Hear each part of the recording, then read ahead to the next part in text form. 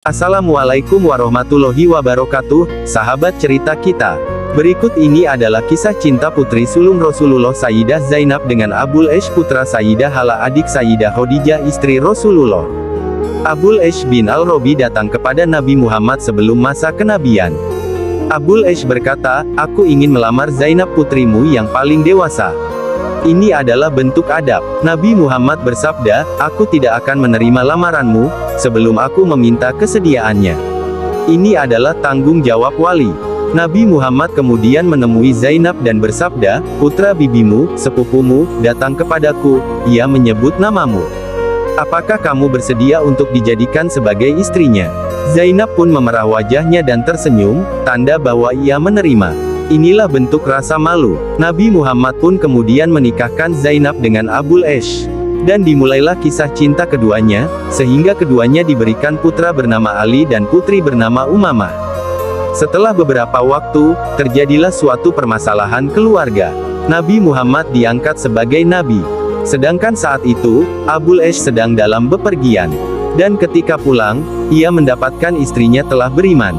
Permasalahan tentang akidah. Zainab berkata kepada Abul Ash, "Saya memiliki kabar besar untukmu." Abul Ash kemudian berdiri meninggalkan Zainab. Zainab terkejut dan mengikuti Abul Ash. Zainab berkata, "Ayahku telah diutus menjadi Rasul dan aku beriman kepadanya." Abul Ash berkata, "Mengapa engkau tidak mengabariku terlebih dahulu?" Zainab berkata, "Tidak mungkin aku mendustakan ayahku, dan ayahku bukanlah pendusta. Ayahku orang jujur dan dipercaya. Bukan hanya aku sendiri yang beriman. Ibuku Khadijah, saudara-saudaraku, putra pamanmu Ali bin Abi Thalib, putra bibimu Utsman bin Affan dan temanmu Abu Bakar pun telah beriman." Lanjut Zainab. Abul Ash berkata, "Sungguh aku tidak mau bila orang-orang berkata bahwa aku mengkhianati kaumku, mengkufuri nenek moyangku karena mencari kerelaan istriku. Sungguh ayahmu bukanlah orang yang patut dicurigai. Apakah kamu tidak mau menerima alasanku?" Zainab berkata, "Bila aku tidak menerima alasanmu, siapa lagi orang yang mau menerima alasanmu? Aku adalah istrimu. Aku akan berusaha menolongmu untuk jalan yang benar dengan semua kemampuanku." Saling memahami antara suami dan istri. Dan ucapan Zainab ini dibuktikan dengan kesabaran selama 20 tahun. Abul Ash masih terus dalam kekufurannya.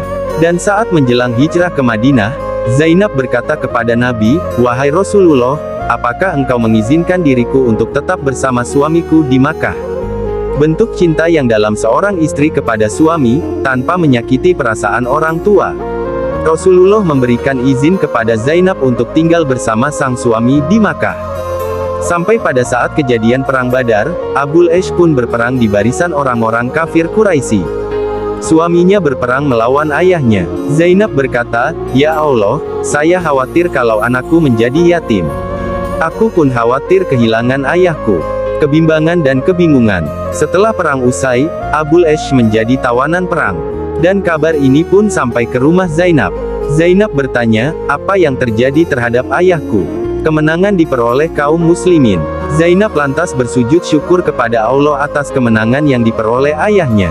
Zainab lantas menanyakan kabar suaminya. Dan setelah mengetahui kabar bahwa suaminya ditawan, Zainab berkata, "Aku akan mengirimkan tebusan untuk suamiku." Zainab tidak memiliki sesuatu yang berharga untuk dijadikan sebagai tebusan kecuali kalung yang dulu diberikan oleh Khadijah sang bunda kepada Zainab. Akhirnya, Zainab mencopot kalungnya dan menitipkan kalung itu kepada saudara kandung Abul Ash untuk diberikan kepada Rasulullah sebagai tebusan suaminya. Saat itu Rasulullah sedang duduk-duduk. Beliau sedang memeriksa tawanan dan tebusan perang. Dan saat melihat kalung Khadijah, beliau bertanya, "Ini tebusan untuk siapa?"